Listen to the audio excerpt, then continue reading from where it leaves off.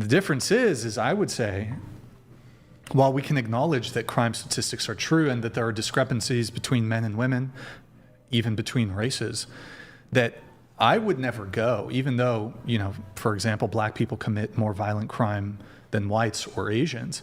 I would never say, well, we should treat the entire group. We should treat this entire group and appraise them generally and appraise an individual black person who we don't know anything about as potentially being more violent. Does that make sense? Yeah. Okay. Do you have a counter to this, or, well, do you want to revise your position, or do you think what do you think? I don't know. I don't really have any more comments on it. But I mean, so I guess what were you trying to get at by saying, well, men commit these crimes more? I just wanted to bring up the statistic that it is a 90% plus statistic for sexual assault, and that it's committed by men. So if you do take that into account, not saying that all men do this or that women can't be sexual predators. I'm just saying that I would understand why she has trust issues just based on statistical, maybe her own experiences. Sure. Can I ask you this though? If a white person had their own individual traumatic experience with a black person, maybe one, maybe two, maybe three, and then they also showed you, hey, look at these crime statistics right here, would you understand their racism? Not really. No. Would you do you think their racism is justified? No. So why is sexism towards men justified? I don't think it's sexism. I think what is it's it? Just. Well, you tell me what it is. I wouldn't call it sexism. I'm not saying that all men are Well, here was your framing. You said you understand why she doesn't trust. Was that the right word? She doesn't trust men. Well, I'll just use the exact same language, but input race.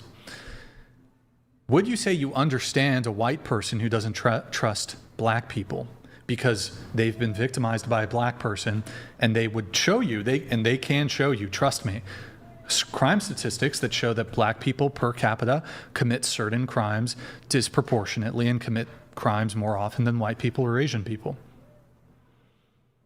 Would you understand why somebody wouldn't trust a black person? I guess logically, yes, I would, but for me personally, it would be different. It's different. Well, it's just different. But that's where you and me differ. Where I would say, well, no, I don't think you should make generalized statements about black people or any other minority group, just as you shouldn't make these statements about men.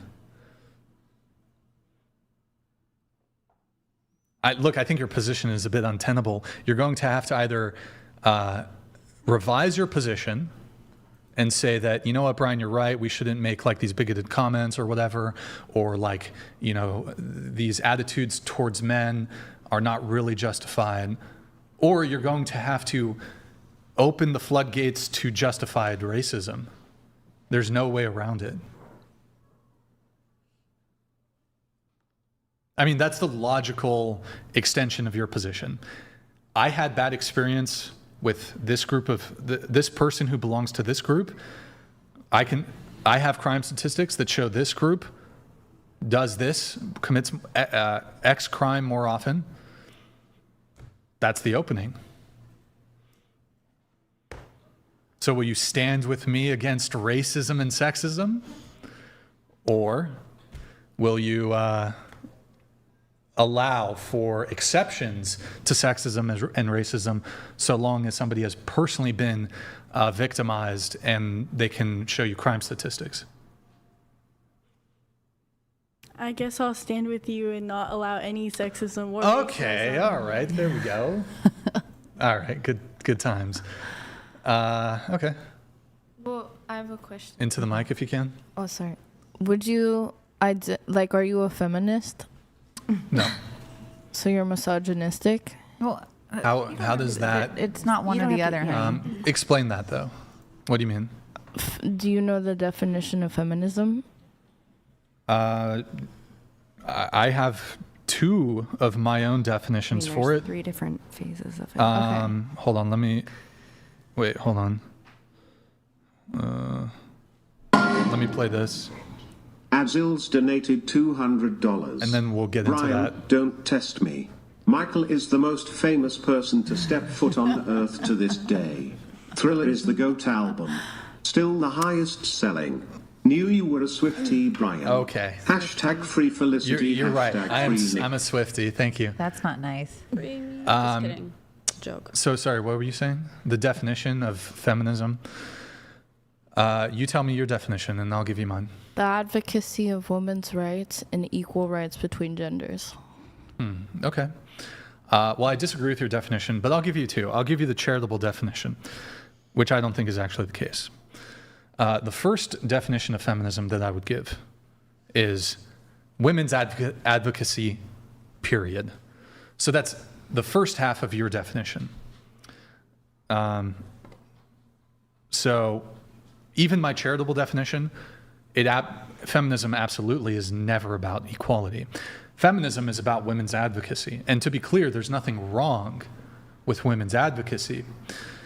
However, let's not parade around feminism as if it were actually at all interested in equality. Why is it not? Well, for example, I don't typically hear feminists ever doing any advocacy for men. The advocacy that they support, again, nothing wrong with this, but if we're using terms like equality, it should actually meet the criteria and definition for equality. Feminists never really advocate for men. Feminists dismiss, downplay, omit ways in which men could conceivably have things worse. There's plenty of statistics that actually can back this up, that in many, many ways, things have it worse than women. I think men and women each respectively have their own difficulties and struggles in life. 100%.